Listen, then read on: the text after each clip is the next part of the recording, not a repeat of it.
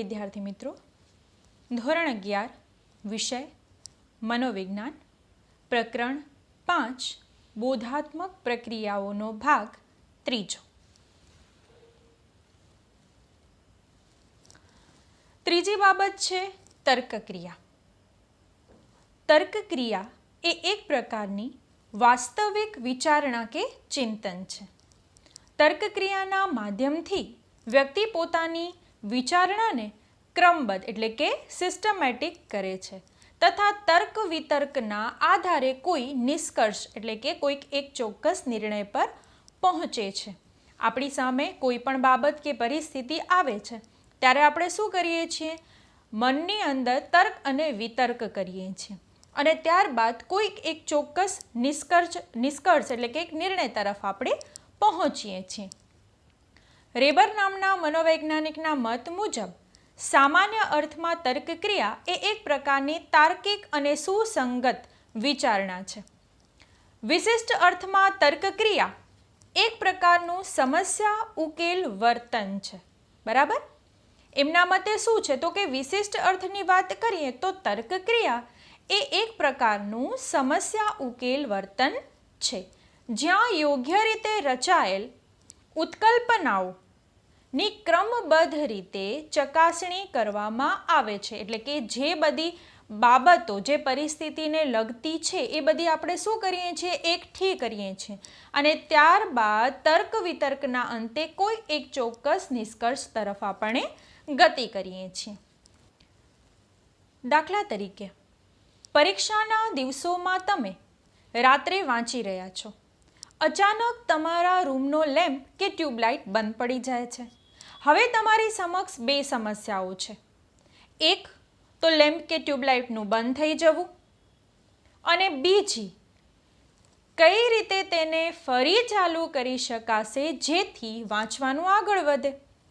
तमे तमारा मनमा केटलाय तर्क करशो अने विचारशो के लाइट केवी रीते चाली गई हशे, परंतु तमारा पड़ोशीने त्यां लाइट चालू छे, आथी तमे मेन स्विचनी पासेनो फ्यूज उड़ी गयो हशे तेवुं अनुमान करो छो।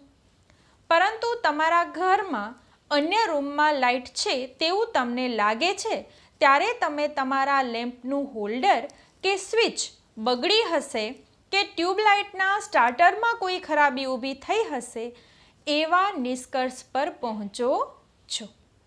आम तमे क्रमबद्ध एटले के सिस्टमेटिक तर्क करी एक खास निष्कर्ष पर पहोंच्या। निगमनलक्षी अने व्याप्तिलक्षी तर्कक्रिया। जो तमे रेलवे प्लेटफॉर्म पर एक व्यक्तिने चिंताथी हाफड़ो फाफड़ो थईने दौड़ता जुओ छो तो तमे अनेक प्रकारना अनुमान करी शको छो। जेम के हाल ज उपड़ती ट्रेन पकड़वा माटे दौड़ी रह्यो हशे, एटले के तेनी ट्रेन छूटी गई छे, कदाच एना माटे ए दौड़ी रह्यो छे। ते पोताना मित्रने विदाय आपवा मांगतो हशे पण आपी नहीं शक्यो होय एटले के ट्रेन उपड़ी गई हशे अने ए थोड़ो मोड़ो पहोंच्यो हशे। हाल ज उपड़ती ट्रेनमां बेठो छे, तेनी बेग ट्रेनमां भूली गयो छे अने ट्रेन उपड़ता पहला तेने बेग लेवी छे। बराबर, ए ट्रेननी नीचे उतरी गयो अने ट्रेन छे ए चालू थई गई छे अने एनी बेग अंदर छूटी गई छे, कदाच एटले पण दौड़ी रह्यो हशे। आम ते व्यक्ति प्लेटफॉर्म पर शा माटे दौड़ी रह्यो छे ते समजवा माटे के तेनुं अनुमान करवा माटे तमे विविध प्रकारना शुं करो छो, तर्क वितर्क करो छो। आवा तर्क बे प्रकारना होई शके, निगमनलक्षी अने व्याप्तिलक्षी। तो निगमनलक्षी तर्कक्रिया कोने कहेवाय एने विस्तृत समजीए। निगमन एटले निष्कर्ष। निगमन एटले शुं? निष्कर्ष, तारण पर पहोंचवुं। निष्कर्ष सार, परिणाम के फलश्रुति। बराबर, निगमनलक्षी तर्क कोई पूर्वधारणा के मान्यताना आधारे करवामां आवे छे। निगमनलक्षी तर्क केवी रीते करवामां आवे तो कोई पूर्वधारणा होय अने कोई मान्यता होय एना आधारे करवामां आवे छे। आ प्रकारना तर्कमां तमे जे जाणो छो અથવા જેમાં તમે વિશ્વાસ ધરાવો છો આ સાચું છે તેના આધારે વિશિષ્ટ નિષ્કર્ષને તારવો છો. એટલે કે નિગમનલક્ષી તર્ક એ સામાન્ય નિયમ પરથી વિશિષ્ટ નિષ્કર્ષ તારવવાની ક્રિયા છે. પહેલા બાબતો સામાન્ય હોય એના પછી સામાન્ય બાબતોને હટાવી અને વિશિષ્ટ શું છે. દાખલા તરીકે આપણે એક પહેલાં ઉદાહરણ જોયું લાઇટ ચાલી જવાનું. તો પહેલાં સામાન્ય બાબત કઈ હતી કે ભાઈ લાઇટ શા માટે ગઈ હશે. પછી ખબર પડી કે બાજુવાળાની લાઇટ તો છે. એનાથી વધારે તમારા ઘરના બીજા રૂમની લાઇટ પણ ચાલુ હતી. તો તમે એ વિશિષ્ટ તારણ પર પહોંચ્યા કે કાં તો તમારા લેમ્પનો જે તમારા લેમ્પનું જે હોલ્ડર છે એ ઉડી ગયું છે અથવા તો લેમ્પમાં કોઈ ખરાબી છે. બરાબર, એટલે કે સામાન્યથી વિશિષ્ટ તરફ જવાની ગતિ એટલે નિગમનલક્ષી તર્કક્રિયા. અહીં આપણે નિષ્કર્ષ તારવવા માટે જે બાબતોનો આધાર લઈએ છીએ એ આધારને વિધાન કહેવામાં આવે છે. અને આ આધાર વિધાન કે વિધાનોને આધારે જે નિષ્કર્ષ તારવીએ છીએ તેને ફલિત વિધાન કહેવામાં આવે. એટલે પહેલાં જે લક્ષણો છે એ સામાન્ય છે, પણ છેલ્લે જે વિધાનો મળે છે એ કેવા છે? ફલિત વિધાનો છે. હવે આગળના ઉદાહરણને આપણે નિગમનલક્ષી તર્કના રૂપમાં સમજીએ. લોકો પ્લેટફોર્મ પર દોડે ત્યારે જ્યારે તેની ટ્રેન છૂટી રહી હોય. આ કયું છે? આધાર વિધાન છે. બરાબર, એક વ્યક્તિ પ્લેટફોર્મ પર દોડી રહી છે. આ પણ આધાર વિધાન છે. કેમ કે વ્યક્તિની ટ્રેન છૂટી રહી છે. આ કયું છે? ફલિત વિધાન છે. એટલે કે આપણે ફલશ્રુતિ થઈ કે વ્યક્તિ શા માટે દોડી રહી હતી? કારણ કે તેની ટ્રેન છૂટી હતી. એટલે પહેલા જે વિધાનો છે, જે સમસ્યા છે એ આધાર થયું, પરંતુ જે તમને પ્રાપ્ત થયો, જે નિષ્કર્ષ મળ્યો એ ફલિત વિધાન થયું. આ પ્રકારનું અનુમાન તારવવામાં તમે ભૂલ કરી રહ્યા છો. જે ભૂલ નિગમનલક્ષી તર્ક દરમિયાન સામાન્ય રીતે લોકો કરતા હોય છે. અને તે એ છે કે તમે માત્ર ધારી લો છો. હવે તમારી સમક્ષ એક ચિત્ર રજૂ કરવામાં આવ્યું છે આ સ્લાઇડની અંદર. તમે એને ધ્યાનથી જોશો. બરાબર, અને એની ઉપર એક બ્રેકેટ આપવામાં આવ્યું છે જેની અંદર એવું લખવામાં આવ્યું છે કે દરેક બિલાડીને 4 પગ હોય છે. મારે પણ 4 પગ છે, તેથી હું બિલાડી છું. હવે તમે નીચે જોઈ શકો છો કે ચિત્ર કોનું છે? ઉંદરનું છે. પરંતુ આપણે શું કર્યું? સામાન્ય લક્ષણો તારવ્યા કે 4 પગ છે, એક પૂંછડી છે તો એ બિલાડી હોય, પણ એવું હોતું નથી. આપણે એના વિશિષ્ટ લક્ષણો તરફ ગતિ કરવાની છે. જો વિશિષ્ટ લક્ષણો તરફ ગતિ કરશું તો જ નિર્ણય તરફ પહોંચશું કે આ જે પ્રાણી છે એ કયું છે. અન્યથા તો 4 પગ પૂંછડી ગાયને પણ હોય. બરાબર છે, તો એ પણ એનું એક સામાન્ય લક્ષણ થયું. પણ એના વિશિષ્ટ લક્ષણો જે અન્ય પ્રાણીમાં નથી. તો અહીં પણ આ જ બાબત દર્શાવવામાં આવે છે કે ઉંદર છે એવું વિચારે છે કે દરેક બિલાડીને 4 પગ હોય તો મારે પણ 4 પગ છે, તેથી હું એક બિલાડી છું. પણ એવું હોતું નથી. તો એના માટે આપણે ચોક્કસ સાબિતી, એક વિશિષ્ટ લક્ષણોની જરૂર પડે છે. હવે વાત કરીએ વ્યાપ્તિલક્ષી તર્કક્રિયાની. જે તર્કક્રિયા વિશિષ્ટ તથ્યો કે હકીકતો અને નિરીક્ષણ પર આધારિત હોય છે તેને વ્યાપ્તિલક્ષી તર્કક્રિયા કહેવામાં આવે છે. એટલે કે વિશિષ્ટ હકીકતો કે આધાર વિધાનોના આધારે સામાન્ય નિષ્કર્ષ તારવવો એટલે વ્યાપ્તિલક્ષી તર્ક. મોટાભાગના વૈજ્ઞાનિક તર્ક વ્યાપ્તિ પ્રકારના હોય છે. વૈજ્ઞાનિકો ક્રમશઃ જુદા જુદા સ્થળે અને સમયે સંખ્યાબદ્ધ દાખલાઓ નોંધે છે. તેમને એ દરેક દાખલાઓમાં અમુક લક્ષણો કાયમ હાજર રહેલા દેખાય છે. એક પણ અપવાદ તેને મળતો નથી. તેના આધારે તેઓ શોધી કાઢે છે કે એક વર્ગની બધી જ વ્યક્તિઓમાં એ લક્ષણ હોય છે. હવે આને સમજવા માટે આપણે સરસ ઉદાહરણ આપ્યું છે. સુંગફોંગ ભાઈ ચીનના છે અને ચીબા છે. તમે જાણો છો કે ચીબા એટલે કેવા પ્રકારના? તો એની આંખો છે આ પ્રકારની ત્રાંસી હોય અને જાણે મોઢું છે એ દબાયેલું હોય એ પ્રકારનું હોય. તો આ વિશિષ્ટ આધાર વિધાન છે, બરાબર, કારણ કે આ એનું વિશિષ્ટ લક્ષણ છે. ડેંગલુક બહેન ચીનના છે અને ચીબા છે. હુઆંગ હો ભાઈ ચીનના છે અને ચીબા છે. ચાઉ માઉ ભાઈ ચીનના છે અને ચીબા છે. હવે એના પરથી શું સાબિત થયું કે બધા ચીનના ચીબા હોય છે, બરાબર. તો આ કયું વિધાન થયું? વ્યાપક ફલિત વિધાન થયું. એટલે અહીંયા છે એ નિગમન લક્ષીથી થોડું ઊંધું છે, એ છે વ્યાપ્તિ લક્ષી. તો કે વિશિષ્ટ પરથી સામાન્ય તરફ ગતિ કરવી. કે 4-5 વ્યક્તિઓના જે નામ આપેલા છે એ બધા ચીનના છે અને ચીનના લોકો છે તેથી એ ચીબા છે.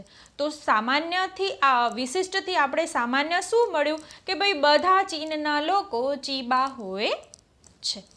ઉપરયુક્ત ઉદાહરણો અને ચર્ચાને આધારે આપણે એવો નિષ્કર્ષ તારવી શકીએ કે તર્ક ક્રિયા એ કોઈ નિષ્કર્ષ સુધી પહોંચવા માટે માહિતીને એકત્રિત એટલે કે સંગ્રહિત કરી અને વિશ્લેષિત કરવાની એક પ્રક્રિયા છે. અહીં એક વાત ખાસ યાદ રાખવી જોઈએ કે વ્યાપ્તિ પ્રકારના તર્ક નિરીક્ષણો કે તથ્યો પર આધારિત હોવા છતાં તેના આધારે તારવેલા નિષ્કર્ષો એ સર્વથા સત્ય ન પણ હોય. શક્ય છે કે ચીનીઓમાં પણ અમુક વ્યક્તિ એવી હોય જે ચીબી ન પણ હોય. હા, જો વિશિષ્ટ આધાર વિધાનો પૈકી વિધાનો હંમેશા સત્ય હોય તો વ્યાપક ફલિત વિધાન સર્વથા સત્ય બની શકે. જેમ કે ઈંટને ઉપરથી છોડીએ તો નીચે આવે, પથ્થરને ઉપરથી છોડીએ તો નીચે આવે, લખોટીને ઉપરથી છોડીએ તો એ પણ નીચે આવે, મોબાઈલને ઉપરથી છોડીએ તો નીચે આવે. તેથી દરેક પદાર્થને જો ઉપરથી છોડવામાં આવે તો એ નીચે તરફ ગતિ કરે છે. આ એક વ્યાપક ફલિત વિધાન થયું, બરાબર. આપણે જાણીએ છીએ કે પૃથ્વી પર ગુરુત્વાકર્ષણ બળ છે, જેના કારણે આપણે ઉપરથી કોઈ પણ વસ્તુને છોડશું તો એ નીચે તરફ ગતિ કરવાની છે. એટલે એના કારણે આપણે એક તથ્ય મળ્યું જેને વ્યાપક ફલિત વિધાન કહેવામાં આવશે. તેથી દરેક પદાર્થને ઉપરથી છોડવામાં આવે તો એ નીચે આવે છે. સમસ્યા ઉકેલ. ચોથી બાબત આપણી પાસે તર્ક ક્રિયા પછીની છે. જ્યારે તમે તમારી ખોટકાઈ ગયેલ સાયકલને રિપેર કરો છો, બરાબર, ખોટકાઈ ગયેલ એટલે બગડી ગયેલ અથવા તો એનામાં કોઈ ખામી સર્જાય ત્યારે, ઉનાળા વેકેશનમાં ફરવા જવાનું આયોજન કરો છો કે મિત્રમાં આવેલ મન દુઃખને દૂર કરવાનો પ્રયાસ કરો છો, ત્યારે તમે કઈ રીતે આગળ વધો છો? અમુક પરિસ્થિતિ એવી હોય છે જેનો ઉકેલ સરળતાથી મળી જાય છે. દાખલા તરીકે સાયકલ રિપેર કરવી, પરંતુ અમુક પરિસ્થિતિઓ જટિલ હોય છે અને તેના ઉકેલ માટે વધુ પ્રયત્ન અને સમયની જરૂર પડે છે. સમસ્યા ઉકેલ એક એવી વિચારણા છે જે લક્ષ્ય તરફ દોરી જાય છે. આપણા રોજબરોજની લગભગ દરેક ગતિવિધિઓ એક લક્ષ્ય પ્રાપ્ત કરવા તરફની જ હોય છે. દાખલા તરીકે ભૂખ લાગી છે, શું કરીશું? તો અહીં ભૂખ લાગવી એ પ્રારંભિક અવસ્થા છે જેને સમસ્યા કહી શકાય અને ભોજન એનું લક્ષ્ય છે. કારણ કે ભૂખ લાગી હોય તો બાકી બધા કામમાં મન ચોંટતું નથી. એટલે આપણે શું વિચારશું કે શું ખાઈશું, શું પડ્યું છે ઘરમાં, એના વિશેની વિચારણા કરશું, જેને સમસ્યા ઉકેલની અંતિમ અવસ્થા કહે છે. આ બંને અવસ્થાઓ વચ્ચે અનેક સોપાનો કે માનસિક અવસ્થાઓ જોવા મળે છે. આ બંને અવસ્થાઓને એ બધા સોપાનો જોડે છે. દાખલા તરીકે ભૂખ લાગી છે તો મારા ઘરમાં શું પડ્યું છે, નથી પડ્યું તો મારે આ બનાવીને ખાવું છે, વગેરે વગેરે. સમસ્યાનો અર્થ. સમસ્યા એક એવી પરિસ્થિતિ છે જેમાં લક્ષ્ય સુધી પહોંચવા માટે અમુક બાબતો અવરોધ પેદા કરે છે. જોન્સન્સે 1972માં કહ્યું કે જ્યારે પ્રાણી લક્ષ્ય સુધી પહોંચવા માટે પ્રેરિત હોય છે પરંતુ લક્ષ્ય પ્રાપ્તિના પ્રથમ પ્રયત્નમાં તે નિષ્ફળ જાય તો આ સ્થિતિ પ્રાણી માટે સમસ્યારૂપ ગણાય છે. પહેલી વખત આપણે પણ જ્યારે કોઈ સમસ્યાનો ઉકેલ સાધીએ છીએ અને નિષ્ફળ જઈએ છીએ તો એક વખત આપણે પણ એમ વિચારીએ છીએ કે હવે મારાથી થશે કે નહીં થાય. ટૂંકમાં સમસ્યા એટલે એવી ઉદ્દીપક પરિસ્થિતિ કે જેનો તાત્કાલિક ઉકેલ પ્રાપ્ત ન હોય. વ્યક્તિને તેના લક્ષ્ય સુધી પહોંચવું હોય પરંતુ લક્ષ્ય પ્રાપ્તિ માટે શું કરવું તેનું તત્કાલીન એટલે તરત જ તે સમયનું કોઈ જ્ઞાન ન હોય ત્યારે સમસ્યા અસ્તિત્વમાં આવે છે. સમસ્યા ઉકેલની વ્યાખ્યા. વિટિંગ અને વિલિયમ્સે 1984ની અંદર સમસ્યા ઉકેલની આ વ્યાખ્યા આપી કે સમસ્યા ઉકેલનો અર્થ એ છે કે અવરોધોને દૂર કરવા તથા લક્ષ્ય પ્રાપ્તિ માટે વિચારણાની પ્રક્રિયાઓનો ઉપયોગ કરવો. બરાબર. સમસ્યા ઉકેલનો અર્થ શું છે તો કે અવરોધોને દૂર કરવા તથા લક્ષ્ય પ્રાપ્તિ માટે એટલે કે લક્ષ્ય કેવી રીતે પ્રાપ્ત થશે એના માટેની વિચારણાની પ્રક્રિયાઓનો ઉપયોગ કરવો. બેરોને 1992ની અંદર આવી વ્યાખ્યા આપી કે સમસ્યા ઉકેલમાં વિભિન્ન પ્રતિક્રિયાઓ કરવી કે તેમાંથી સાચી પ્રતિક્રિયાને પસંદ કરવી તે માટેના પ્રયત્નો કરવામાં આવે. એટલે કે કોઈ સમસ્યા આવે તો એના ઉકેલ માટે આપણે શું કરવાનું છે? અલગ અલગ પ્રકારના ઉપાયો કરવાના છે. એમાંથી કોઈ એક ઉપાય છે એ સાચો હશે જે સમસ્યાને ઉકેલી શકશે તો એવી રીતે ઈચ્છિત લક્ષ્યની પ્રાપ્તિ થઈ જશે. બેરોને 1992ની અંદર આપણે આ વ્યાખ્યા આપી હતી. ઉપરયુક્ત વ્યાખ્યાનું વિશ્લેષણ કરતાં કહી શકાય કે સમસ્યા ઉકેલ એ એવી પ્રક્રિયા છે જેમાં વ્યક્તિ સમસ્યાની વર્તમાન અવસ્થાથી લક્ષ્ય અવસ્થા તરફ જવા માટે અમુક પ્રયત્નો કરે છે. સમસ્યા ઉકેલના સોપાનો જોઈએ તો જ્યારે આપણી સમક્ષ કોઈ સમસ્યા ઊભી થાય છે ત્યારે આપણે વિવિધ માનસિક અવસ્થાઓ અને કાર્યોમાંથી પસાર થઈએ છીએ.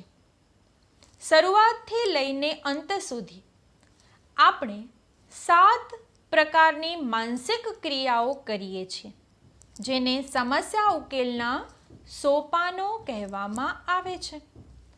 અહીં આપણે કોષ્ટક 1માં આપેલ ઉદાહરણથી આ 7 તબક્કાઓને સમજવાનો પ્રયત્ન કરીશું.